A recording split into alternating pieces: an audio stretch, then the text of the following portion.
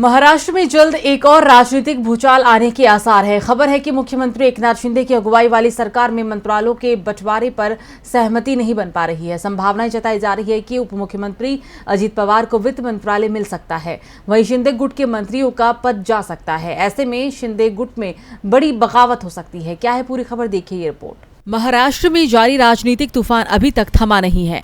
अजित पवार गुट के सरकार में शामिल होने के बाद एक लड़ाई एनसीपी में छिड़ी है, तो दूसरी जंग सरकार में भी चल रही है। ये लड़ाई मंत्रालयों के बंटवारे को लेकर है। अभी तक अजित पवार गुट के मंत्रियों को कोई विभाग नहीं मिला है। इसी को लेकर बीती रात एकनाथ शिंदे, अजित पवार और देवेंद्र फडणवीस की एक अहम बैठक हुई है। जानकारी के मुताबिक सोमवार देर रात को मुंबई में मुख्यमंत्री एकनाथ शिंदे के आवास पर यह बैठक हुई, जिसमें मंत्रिमंडल विस्तार और विभागों के बारे में चर्चा हुई। ये मीटिंग रात को 12 बजे शुरू हुई। करीब 1.5 घंटे बाद अजित पवार यहां से अपने बंगले पर निकले, लेकिन देवेंद्र फडणवीस इसके आधे घंटे बाद तक शिंदे के घर पर ही रुके।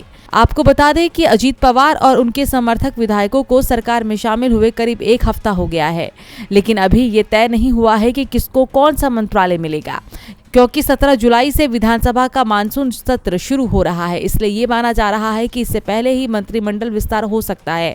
पहले ही ये कहा जा रहा था कि अजित पवार गुट के सरकार में आने की वजह से एकनाथ शिंदे गुट नाराज है। ऐसा इसलिए क्योंकि बड़े मंत्रालय एनसीपी के खाते में जा सकते हैं, जिसका शिंदे गुट के विधायकों ने विरोध भी किया है।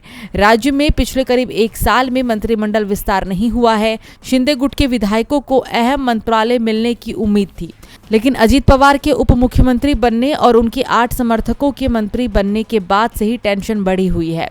हालांकि सरकार के तीनों गुटों की ओर से कहा गया है कि सब कुछ ठीक है और मंत्रालय को लेकर किसी भी तरह की गड़बड़ नहीं हो रही है। अभी तक एकनाथ शिंदे और देवेंद्र फडणवीस की जोड़ी राज्य की सरकार चला रही थी, लेकिन बीते दिनों अजित पवार ने इसमें एंट्री मारी। अजित पवार सरकार में शामिल हुए। उन्होंने करीब 40 विधायकों के समर्थन की बात कही। हालांकि उनके साथ 8 विधायक मंत्रिमंडल में भी शामिल हुए।